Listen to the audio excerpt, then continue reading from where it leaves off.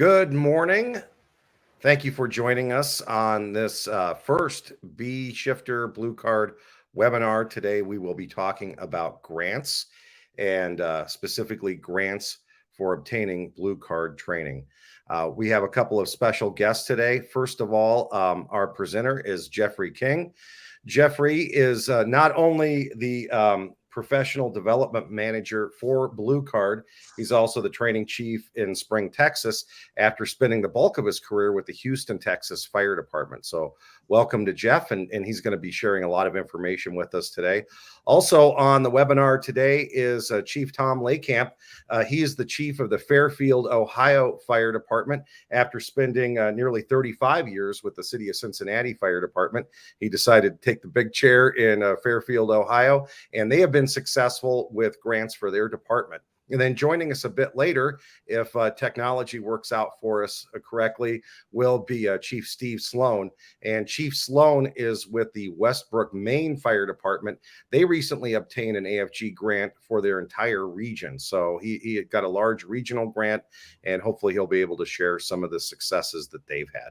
So to start off with, Jeffery will have a presentation for everyone, and then we'll do questions and answers at the end. So at any time that you have a comment or a question that you would like to ask, go ahead and type it into your comment question box. And then at the end, for everyone on the panel, including Jeff, will be able to get to your questions. So we will now turn it over to Jeffery King. All right. Good morning. Happy to be here with everybody. I'm very excited to share this with everyone today, because grants have been a very big part of the Blue Card program, and specifically as we dealt with it in the Houston Fire Department. I was lucky enough to be able to write 5 grants to cover Blue Card, probably totaling close to $4.5–5 million over the time that we've got this done. Also been successful with AFG grants and writing them for fireground survival and a few other programs. So we've used this process quite often, and I'm excited to be able to share some of this information with everybody. The point of this today, in my mind, is to really get rid of the stigma of the difficulty of applying for grants, to make this process a little bit more relatable for everybody, so everybody can find ways to supplement some of their training programs. So that's what we're going to attempt to go through today. So we'll go through our presentation and get started here, if we can pull this thing up. And I'm hoping everybody can see it on their screen now. So we're going to be talking about grant funding and really the ways of supplementing some of the training budgets that we have there across the country. The first thing to start with is very simple, is identifying what a grant is. And a grant is nothing more than a sum of money given by an organization or the government for a particular product or purpose. We are talking about this in very specific terms and how it applies to Blue Card and getting funding for the Blue Card program. Now, because we're talking about it in those terms doesn't mean that it exclusively applies to those terms, but we're going to use it and show how to do it as it applies to Blue Card. So that is the special aspect of what we're doing today. What type of grants are available? There are grants that are offered really from 3 different organizational levels. There are federal grants that are provided by the government agencies, would come through like Department of Homeland Security and or FEMA. You have some state-funded grants that really, from the different governing bodies, it's different state agencies that can get money out to fire departments. And then you have some private funding. The private funding can come from citizens, it can come from corporations, organizations, foundations, companies, any number of things that wants to provide money for a specific product or service. So there's a lot of different opportunities there where you can get it. We are going to specifically focus on some of the FEMA, but we'll talk about some of the others that are available, because the process will be very similar in all of them.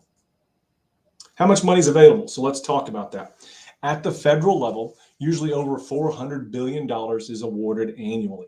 That's a lot of money that's going out. And if everybody's been paying attention, the Biden administration just expanded DHS for another 20 million for assistance to firefighter grants, and another 20 million being provided to SAFER grants. So putting more money into that bucket has been really good for the fire service. One of the things that's fascinating about it is that for every dollar awarded, there's around $2 that are remaining unclaimed in the system, either not being used as a part of the grants in the way they were written, or not being claimed at all. So there's a problem with that, and we've got to try to take advantage of some of the money that's available for us.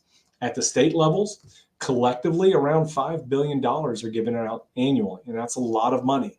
It's replenished very quickly at the state level, but it comes out in different forms, whether you're getting it for maybe equipment, maybe health and safety programs. There's a lot of different things. You have to explore your own states and see what's available there.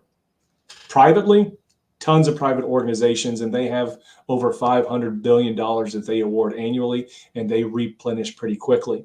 The nice part about the private is that there's sometimes your annual programs on the federal level, but you may have quarterly or twice a year openings on some of the stuff that's done on the private level. So there's a lot of opportunity there as well. So don't think that it doesn't exist on every level. You can get money just about anywhere to support programs if you're willing to do the work and research your information.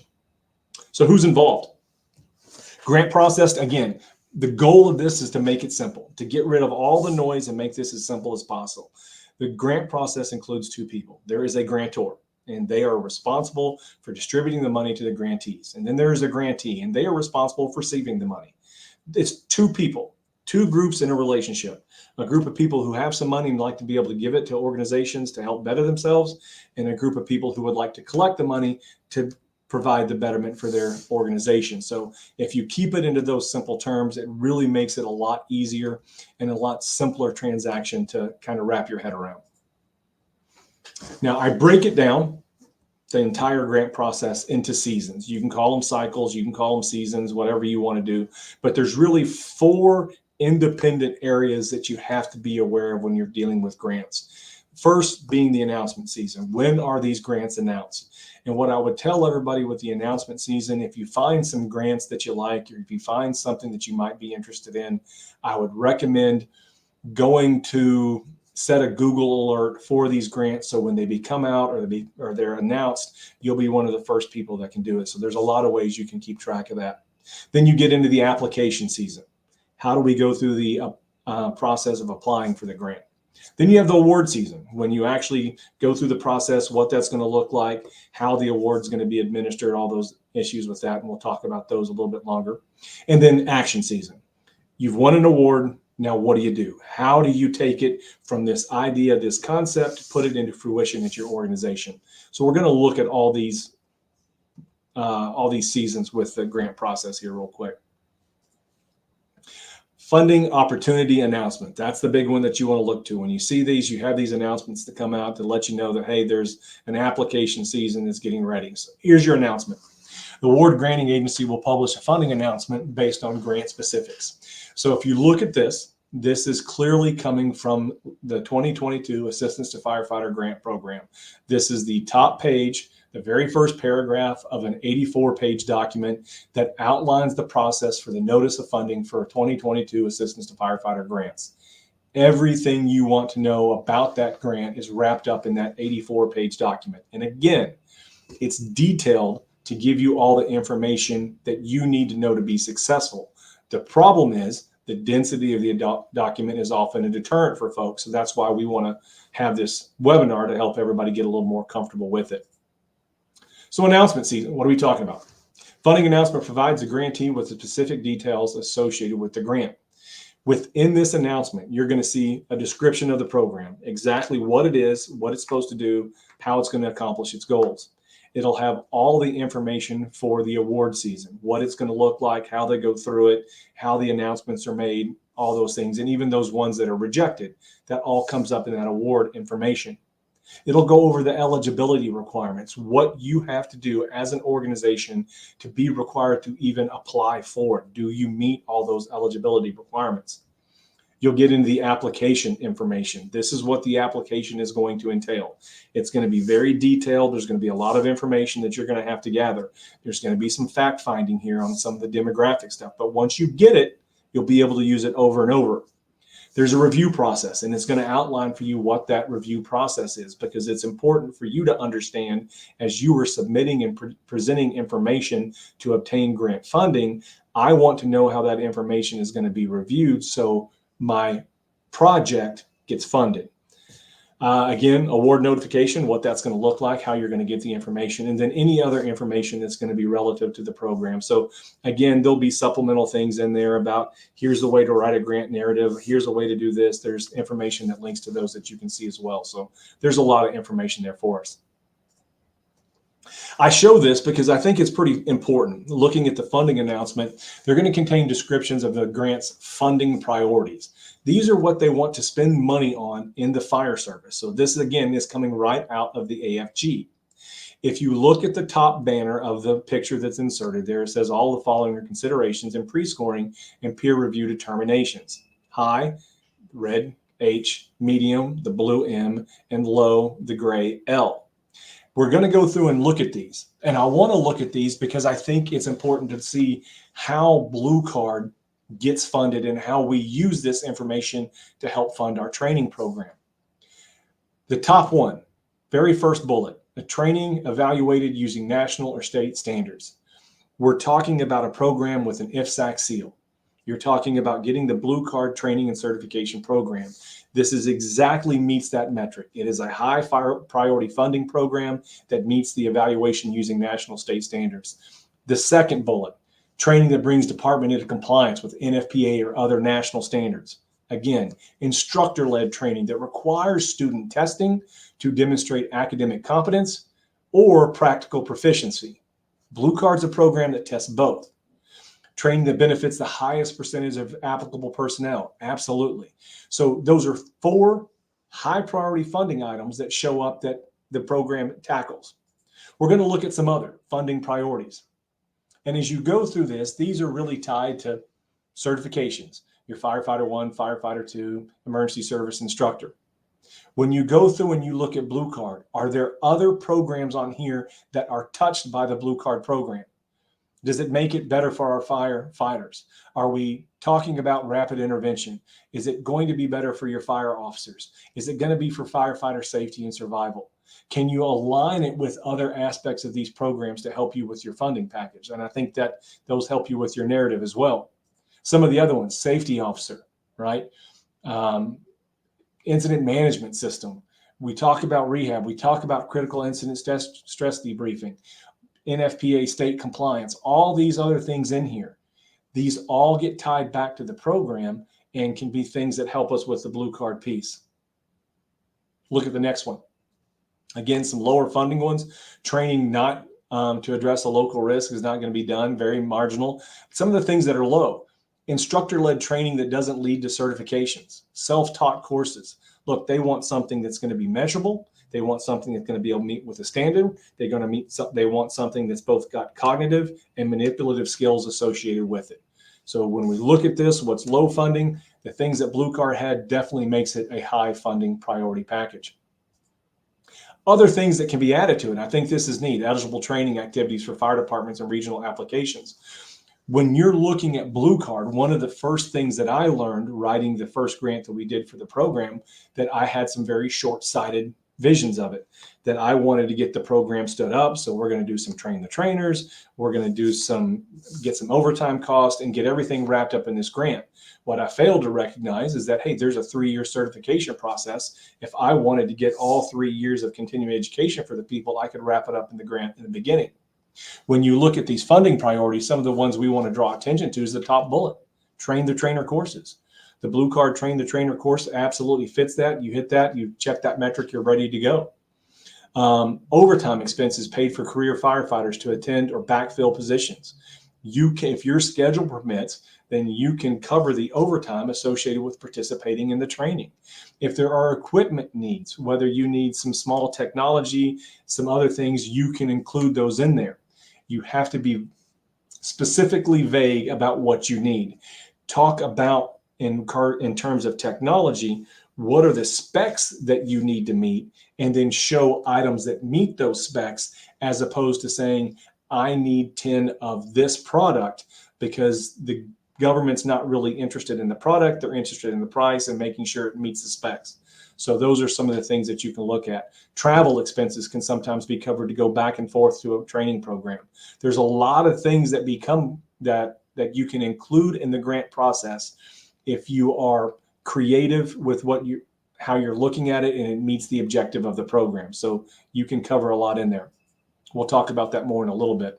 Some of the things that aren't eligible, I think, are important for people to look at. If you're talking about a funding program for AFG, I can't get equipment such as PPE or SCBAs exclusively for that. That doesn't work. Any remodeling not directly related to the grant, I can't do. Costs associated with planning for that grant, no, I got to get everything else in there. But things that I can include, another item we'll talk about, if you have a large enough grant that's going to require pretty significant time to manage and supervise, you can include that in your grant as well, having somebody to be a program manager. So those are all things that show up in fundings that you can set up in your grant. So grant application, what are we talking about? The grant funding announcement will contain all the information associated with the application process. And this is important. And that first bullet is the most important.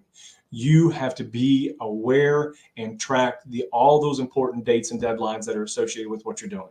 You've got to make sure you hit all that information. You've also get all the information that are the conditions of the grant. And that's important because you have to meet those conditions as you go through the application process. If you miss a component, your entire application can be thrown out. So we want to make sure that you understand the conditions of application and you get it all filled out correctly. The registration process, what it's looked like, how you go online, how you create your unique identifiers and do everything you need to do through their system. You have the components of the grant. This is what it's going to consist of. Be very familiar with those because those are going to help you keep in line with how you're going to operate what's going on.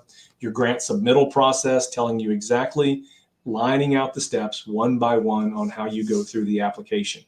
Proof of submission is going to be very important. You're going to want to know, one, you did submit the grant, and two, that everything went through correctly. That comes in your proof of submission. You want to have that with you, make sure you met the deadlines and everything else. And then ultimately the explanation of the grant review process. We can't tailor what we need if we don't know what the review process is going to look like. So we've got to make sure we're familiar with that in the application season. Some of the components of the grant, the registration and application we talk about, that's going to give you a lot of the demographic information of your organization, and you've got to have access to that and plug all that demographic, geographic information in there. And some of it's some short answers, some fill in the blank, but they're just kind of the standard questions you're going to have about your organization. Make sure you can get those in there. And then the justification narratives. And number 3 is really, really one of the bigger points. That's where you get to tell your story. That's where you get to drive home anything that you have that really you think is going to resonate with the people on the other side, so you can help secure the funding for your program. So the justification narratives are really, really important. So let's talk about these a little bit. Topics that you can include. 1, a description of your financial need. Now that is a very important issue here, and I don't want anybody to be discouraged by that. There are some organizations that fiscally struggle to be able to come up with funding for their training programs. It is very easy to outline that financial need in the description section right there. There are also organizations that are fiscally fine, that have all the money they need to operate, but there's still money available for them. So you have to make sure how you outline that description of financial need is tied something specifically to the project and everything else. Because you can be, if you say I've got a financial need and you've got tons of money, well, then you may be thrown out if you don't line that out correctly. An explanation of the project and budgeting needs, what this project is going to be, how the budget's going to, how you're going to use the budgeted of the money to make everything in the project work. That's where you line out the training, the overtime, all those other little costs in there, put it in there. What I'm going to say to you, and we'll talk about this in a second, is that second bullet point, limits on characters and words. You may not want to get over wordy with some of the budgeting. Keep it simple as possible. They need to understand it. You need to be able to manage it on the backside. You don't have to put all your backside management in the explanation. Make it clear, make it concise. You use the numbers you're going to use for the program and get on about what you need to communicate. The cost benefit analysis, very important for you to show value in what you do, value in the program that they're going to be funding for you. So how does getting funding for Blue Card, how is it going to benefit the organization, the members, the community that you serve? If you plan to let other organizations, mutual aid, auto aid, other companies that you work with participate, so does it have a global reach? Is it a regional thing where you're going to get a training program and offer it to other folks, especially for those that go out and do the regional grants, where they're going to incorporate multiple fire departments in the funding package to go through the training. So anything where you can show a value for the money that's being invested in your grant is where you put in this section. Very important to get this right. The last, statement of effect. How is this going to benefit your department? You need to be very specific on how this program is going to enhance operations in your organization. You got to be very clear. The second bullet is the one that is the biggest limiting factor on what we do, and that is they often place limits on characters and/or words. You may only have 4,000 words to convey your statement of effect on operation. In 4,000 words, you have to create an introduction that draws them into your story. You have to have all the supportive information, and then you've got to have a closing paragraph that surmises everything that happens and tells them why you need the money and how it's going to affect your operations in those 4,000 words. So language is very important. You need to fine-tune exactly what you want to say. The third bullet we talk about is that this really combines aspects of both business, technical, and some creative writing to help you identify problems and provide a solution. When I say the creative writing piece, yes, look, we've got to fit this in here. This is a business application because we're trying to get assistance to firefighter grant funding. But there is a creative writing element. We are trying to tell a story of need, how an organization needs money to fund the Blue Card program for all these effects on operations. We have to create that in there. And part of that is a very creative writing process. The simple thing for us is that we can incorporate language from the funding priorities. Some of those items that are high funding priority packages, we can tie that into our language. It's right there for us to use. And if we can do that, that helps us score better in the process. And we'll talk about all that in a little bit. They also have a narrative development guide that is really well done. It's about 50, 60 pages that'll tell you how to structure, how to write, and how to put your narratives together. So that's available for you on the AFG website and available for you accessible digitally as you go through the grant application or the notice of funding. Application season, the explanation of the grant review process. What is it going to consist of? First and foremost, you have a compliance review. Did you meet all the requirements to fund for this? Did you dot all your I's and cross all your T's? As you go through this compliance review, if you don't have everything done, you can immediately be kicked out of the system. Your grant can be thrown out right away because you weren't compliant with all the issues. That's a terrible way to have all that work and effort go to waste by not making sure you did all that. You go through a program review and viability evaluation. Somebody's going to look at what you did, what you put together through the narratives and what you're asking for, and say, is this a valid program? If I'm going to create a grant fund application for a program that's going to take me 3 years to get done, and I have a grant that's 1 year long, well, the viability of that doesn't really work. So if I'm applying for a grant that's a year long, I need to create a program that's a year long, because otherwise those two things don't align. And when there's no viability of what you want to execute, that becomes harder for you to get funding. The financial integrity and budget review. They'll go through and look what you've said. Do your numbers add up? Plain and simple. Do your numbers that you have referenced throughout the document, both in the application information, the short information, and the narratives, do they all align with the financial integrity piece of what you want to do? And as long as it does, it's good. If you're saying, hey, I want to spend $15,000 on each, let's just say hypothetically, iPad Pro, well, there's no integrity to that number, because we know we can get those iPad Pros for much less than $15,000. So what you have to do with your budget review and the integrity review is to make sure that everything aligns up with the way it should be, marketplace and needs for your organization. The grant review and selection process, there is a pre-scoring element, kind of an electronic review that you punch everything through, and it's going to give you a standard number. If you get a good pre-scoring number, you go on to the next phase. That peer review process is important. And that peer review process is nothing more than the group of people that are participating in this webinar. People like myself, other firefighters, other officers, other folks across the country will show up and they will read grants. They'll be giving a rubric for grading. They'll be given them a metric to look at, and they'll go through and they'll start trying to read these and review these grants and start giving them small scoring scales. And if they pass this process, they move to the next stage. And that becomes the narrative evaluation and scoring process, where you actually get scored on what you've done from your grant and how it's been written out.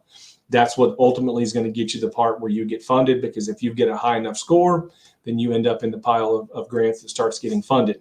Then you go to the technical evaluation, and SME will review it, go, does this make sense? Yes. Can you do this with this funding? Yes. Boom, you go on about your business. So it's important for us to understand those details. In the funding opportunity announcement, you will see all that stuff lined out, and these things are very specifically detailed, so you know exactly what you're dealing with. They make it easy for us, but it's incredibly detailed and complicated to go through the information, and sometimes that's enough of a deterrent for folks. Again, the whole point of this is to get rid of the stigma that this is difficult, and understand that it's really quite simple when you start to understand the process, because you can do it over and over and over again. Granted, here we go, award season. Finally, we've got to the point where we've got some money. Award decisions reside in the hands of the organization with the authority that grants the award, plain and simple. They make the decisions, it's in theirs, they've got the authority to do what they want. First, what you have is a notice of the award. So they start getting that. If you've been paying attention over the last couple of months, you start seeing all the AFG and the SAFER grants all starting to come out, and you see list of notice of awards. That's important, because that notice of award is really when your clock starts. So be aware of that. The difference between application and award. Sometimes there can be a difference between what you applied for with your grant and the money that's actually awarded through the grant. Now, some of those differences can be different, financial irregularities. It didn't add up to what they thought. When they did the budget review and the integrity review, they saw something that was a little bit different, so they awarded something a little more on scale. An example could be you're wanting to buy SCBAs, and you decide you want to buy the top of the line SCBA. You want all the bells and whistles, all these other things, but the NFPA standard says this is what is minimally required. Well, they may fund you at the minimally required level, and you may have to make up the rest on the backside. So that can account for differences. Another thing that can account for differences between application and award is mismanagement of previous grants. If you've not been a good steward of the money that was given to you for other grants, meaning you did not spend the money in accordance with what you mapped out, and you either had money left over or you went over, that's going to be a problem, and that can show up. So everything that we do has consequences. We just got to make sure we're aware of. Turn down notification. If you did not get your grant, you'll get that information. Now, you'll just get a generalized statement that you were turned down. There are steps that you can take to try to reach out to folks at the regional level to help get a better understanding of what that turn down was for, because that might help you in future applications. And then you get into the administrative requirements. What is it going to take once you start this grant? The money starts coming in. How do we manage all this? How do we keep this moving forward? A lot of work to it on the backside as well. So let's get started. We've got our grant. What do? Well, now we're in action season. A significant amount of work will take place after the award has been formally announced. So you're going to exchange what I would say contact and resource information. You are going to be approached by whoever the regional entity is for being the points of contact for the FEMA grants. And there's people all over the country that serve in those regions. For myself here in Spring, Texas, for myself when I was with the Houston Fire Department, our person's up there in the Dallas area. Get in contact with those people, exchange that information, build that relationship with them, because it's going to be important. Implement the grant program. You wrote it out. You created a plan. You had everything in there. This is what you want to do. You've got to go to work. Now, implementing that, you have to be cognizant of, especially as we apply this to Blue Card. What we see over and over again is there are a number of organizations, we'll talk about at the end of this, that have applied for and been awarded grants for the Blue Card training program. They get the money, they start looking at it. Okay, we're going to enroll some people. Hey, we need to do a train the trainer. That's wonderful. You've got to do a train the trainer. The problem with that is that Blue Card has a pretty full schedule for 2024 already. So we've got to be able to plan a little bit ahead and get some things on the docket so you're not going to push toward the end of the grant. Goes to the next bullet, working within the award timeline. You need to know when that clock starts, and you need to have a plan to facilitate that once it gets going. Plain and simple. You've got to be able to get that going, and again, have stuff set up in place. Have the trainer out on the table just in case, so you know if you get the grant, you're ready to go. Think of those things because that's going to impact the operational success of what you do with your grant. Periodic reporting and program audits, very, very important to what we do. The FEMA representative at the regional level will be in touch with you. They'll go through, make sure, hey, you're meeting all the numbers you're supposed to meet. They'll do some audits, make sure everything's being done. And really, this is one of those things that over time, with you doing more and more applications, what generally happens is you build a pretty good rapport, and it makes it a little bit more, a little bit easier for everybody to interact with one another. In the beginning, the first couple of times, it feels difficult. Sometimes it feels intrusive, but over time, once you figure out what the requirements are, it becomes a lot easier to manage. And then the closeout process. What do you do when the grant is over? What happens if you've got money left over? What happens if you went over? All those little things. How do you close this out, shut up this thing, and be able to apply again in the future? So that's a very important part of what we do. Again, I know John has been sending out a crawl. If you've got questions, send them in. We'll be more than happy to answer whatever questions we can answer. Ensuring grant success, this next session we're getting into. Look, I'm going to be honest with everybody on this webinar. I am not special. I am just an individual who's worked in the fire service, who happened to have a skill set that led him to be able to write some grants. I'm not like anybody else. I learned it just kind of on the fly, on the job training, figuring out how to do this. So this is not an SME talking about anything. This is a person who has done this for multiple years and created some successful grants and trying to share with you what that looks like. Again, anybody can do this. Anybody can do this. Anybody can apply. You just got to get comfortable with it. So how do you ensure your success? How do you go through this? How do you get successful at writing grants? First, you've got to do some research. Okay, you've got to find the right grant for the program that you want. And there's a lot of stuff out there. Again, Google, search, find, identify, set up anything that you need from alert standpoint. So when something happens, you're ready to get it. Find the right grant that's going to work for you and support your program. Once you've identified and zeroed in on that grant, you need to find out who the point of contact is and build a rapport with that person. Absolutely build a rapport with that individual, because that's going to help you get where you want to go with the program moving forward, and maybe other grants in the future. The more seamless this is, the easier that the process becomes for you. So work to get to know that person and find out what their needs are from you as you're dealing with this. The third bullet is very important. You need to assemble a review and support team. I put command function number 7, review, evaluate, and revise. Have some people on there that can take a look at this and read this for you, especially when you start talking about your narratives. Find people, fire service people, find non-fire service people. If you're not a great writer, find somebody that works at the high school that happens to teach AP English. Hey, could you look at this for me and maybe look at syntax, maybe look at grammar, look at sentence structure, do all those things. Am I referencing material right?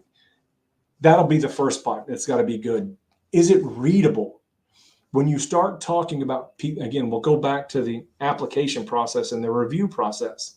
There's a peer review. Other firefighters are going to read our work. So what we have to create is a need that a firefighter recognize. Write and know who your audience is. If I'm writing it to an academic standard and it's going to be read by firemen, then I'm not doing myself or my program a good service, because I've written it in a way that doesn't necessarily reflect the audience. Write it to your audience. Make sure that what you read, they capture it, they understand it, it makes sense, it resonates right away, and it creates the need for them to want to fund your package. Review application narratives. Again, 90% are generally not strong enough after the first evaluation. They've got to be tweaked. And then you have to be comfortable with making the changes. Again, I can't stress this enough. In the AFG process, you may have 4,000 words. It better be the exact right 4,000 words to articulate and express your need. So language becomes really, really important. What you put in there and how you put it in there is imperative to being successful. Make the changes you need to make, and then ultimately submit your grant. Get everything in, get it going, and then the waiting game begins. You're just waiting to see what happens. So grant award winners. We have been, over the last year and a half, 2 years, actively trying to help organizations fund their program. Either helping them with certain sections or giving them exposure to other successful grants, just to help spark that writing interest and get them on the right path. How do we do this? So these are some recipients over the last couple of years that have gotten AFG grants, specifically AFG grants. We're not talking about private like through Firehouse Subs. We're talking specifically AFG. These are some folks that are listed alphabetically by state. And you can see you've got various size organizations. All right, we've got some pretty large metropolitan organizations. We've got some smaller rural organizations. We got everything in between. Again, backside, lots of folks in here are recipients. My question for most of the people that are sitting here on this webinar is, why aren't you on this list? If your department's not on this list, then what can we do to help get you into a position where you feel comfortable enough going through this application process? That's the goal of the webinar, is to really make this simple, to take some of the mystique away from it and make it something that we're all willing to engage in and explore together. So we get over here to the question and answer section. I'm sure that John will kick back on here with us, and we'll answer any questions anyone might have about the presentation or what we're doing. All right. Excellent information, Jeffrey. We appreciate that. And we'll take some questions right now. Then we'll go to Chief Lakamp and Chief Sloan to wrap it up. But here's our first question from Scott Lerman. With respect to AFG, how do we get around AFG not awarding CTCs in a box because it contains tablets? AFG is very explicit when it comes to computers or tablets. We are not awarded subscriptions or CTC in a box because of the explanation on 22. Thank you, Scott. Scott, that's a great question because there are some technology things that are included. When you start looking at technology, if your verbiage is simply, hey, we want a CTC in a box that contains, it's a travel box that contains padding and security for this number of iPads. You get 8 iPads, whatever it happens to be in the box. It's not really specific enough to address the need. So what you need are certain technological parameters that can be achieved by an iPad, could be achieved by a Surface Pro. So when you just list out, hey, we need an item that can be these sort of things, then this is the money that we need for that. You can go back and purchase what you want. That might be why that got left off. I cannot speak to it. I was not part of that process to see why it got kicked out. But I can tell you that there are times that you have to be specifically generic, that you've got to be kind of specific what you want from a technology standpoint, but generic in a product standpoint. Hopefully that'll help or give you a little bit more insight. All right. Next question is, what about AI to help with narratives? I know that was kind of the talk last week at our conference. Our boss is asking that one. No, I think that's, Josh and I think all of us have had a lot of conversations about this. I think we're going to have to recognize the role that AI is going to play in the future, because with AI, there are some things that can be done. I think what you're going to see is you'll probably also see AFG, Department of Homeland Security, all those other people who are going through the evaluative process, making sure that there aren't triggers or anything in there. So I do think there is a path for this in the future. I think there is a way for us to integrate this. When you look at the crux of what AI is with the large language models, you can feed models that understand your reading, your syntax, your grammar, how you do and say things. You might be able to feed it with a number of things that you've written over a period of time, and it might be able to write something that aligns with how you would phrase something. I think we're just now at the infancy beginning stages, but especially, oh my goodness, especially as a prompt, if you want to use that as a prompt to get you going, it can really send you on the right path. So I think it'll be something that'll be a large part of what we do in the process, but I don't think it'll be the overarching thing that'll write everything for us in the immediate future. All right. At this point, we're going to bring in Chief Lakamp from Fairfield and also Chief Sloan, who is up in Maine. And they both have similar experiences, although Chief Lakamp's department got it specifically for his department and Chief Sloan's for the region. So first of all, let's go to Chief Lakamp and see what experience they have, and he can tell us a little bit about their grant. Sure. I'd love to tell you that I wrote the grant. I didn't. One of my deputy chiefs wrote it. Unfortunately, he passed 7 days before the grant was due. He did have it done, and we submitted it. We submitted for just about everything you could submit for Blue Card. We are a 61-member department, and we submitted for the online training for everybody, as well as the backfill overtime for the sim labs. We scheduled 9 total sim labs, and all the overtime associated with that. In addition, we did submit for 4 instructor positions that we'll be actually hosting in December here in Fairfield, and all the backfill tuition that's associated with that. We were successful in getting the CTC in a box. And we were very specific as to what we wanted, to be flat out honest with you. We said iPad Pros and listed it all out, and we were awarded it. We also went for the continuing education for 2 years, the $125 per member for the next 2 years as Con Ed, to kind of take that hit off of our budget, our levy budget. Yeah, we were very, Tom Wagner's the deputy chief that wrote the grant. He's been very successful. But we used the Weymouth, Massachusetts model of the grant as a template. It was very helpful. Right. That's very good. It's very good to hear that, one, you were able to get all the elements that you needed to get the program stood up, because a lot of people are kind of starting with zero, and it's nice that. And I think we have your grant application as one of the ones that we can share with people at this point that shows here's the language we used, and this language did afford us to get the CTC in a box. So we can maybe share that with Scott from the earlier one and have him send us an email, and we'll get some information out on that as well. So that's very good to hear. All right, Chief Sloan, you did more of a regional grant. How did you encompass some of these items that Jeffrey was talking about today in order to find success with your region? Yes. So what we looked at was we implemented the Blue Card system last year. And with that, a lot of our regional partners saw what we were doing and the improvements that we made, so they wanted to participate.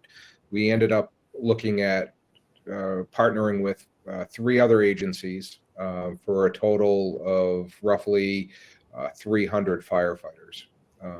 Our grant included the elements that were covered before, the online certifications for 150 of the fire officers, the CTC in a box, which we didn't have as much success as Chief did prior. They reduced our ask from $20,000 per department to $4,500 per department. But we had a workaround for that.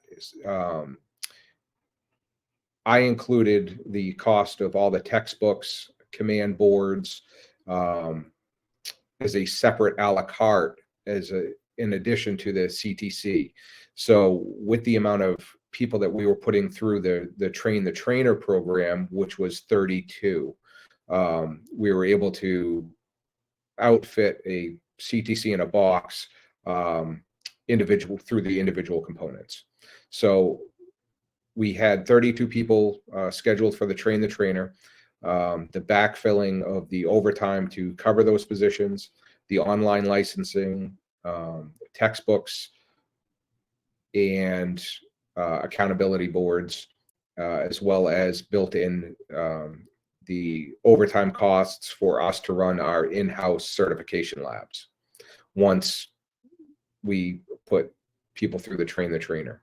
Each department elected to have at least 4 to 6 people in the train the trainer program, and our memorandums of understanding are going to allow us to cross interdepartment lines, per se, to run our certification labs.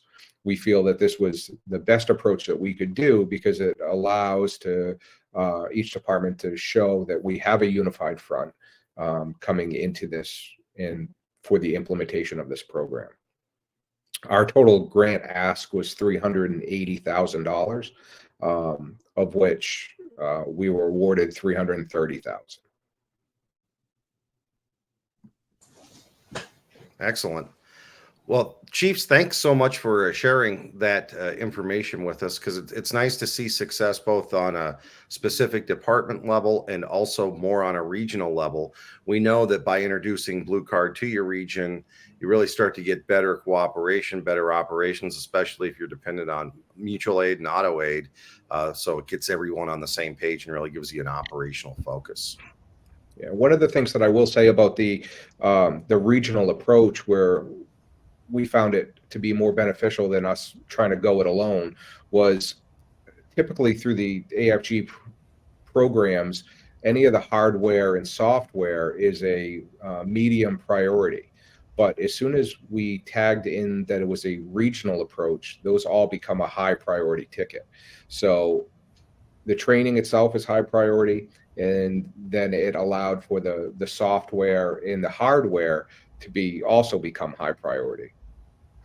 I think that's a very important piece to share, Chief, because that's what anything that we can do that has a greater reach improves that benefit of the cost of that they're going to spend. So if they're going to give you X amount of money, and that X amount of money is going to serve your organization, but it's also going to go out and serve all those communities in and around you, that's wonderful. I can tell you that I had very similar success with an AFG for the Fireground Survival Program, because once we finished the training, we included the trailer and everything else with it, with the intent of being a regional location for everybody else to come train. So anytime that you can have a greater reach, and that reach is articulated in your grant, you'll have a greater opportunity for success. So that's wonderful. Thank you for sharing that.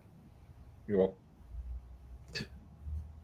There are no further questions for the Chiefs. Tom Lakamp and Steve Sloan, thanks so much for joining us today. We appreciate just you sharing your experience with us. And I know we have Chief Lakamp's contact information up on the screen right now. And if you'd like to get any information from Chief Sloan, you can get that through Jeffrey or I. Thank you, Chiefs. Thanks for having us. Thank you. All right, Jeffrey, to wrap things up, I know we had a question here. Will the slide deck be available for registrants after the presentation? We will have this video out, so everyone after this is done, if you'd like to share it with either people in your region or your department, you'll get a link to the video, so you'll be able to watch the video afterwards. And we'll also be posting that up in our Bee Shifter Buck Slip next week. Next question: we need to get people Blue Card certified as one grant. What do we need to? What do you need to before sending more people to instructor?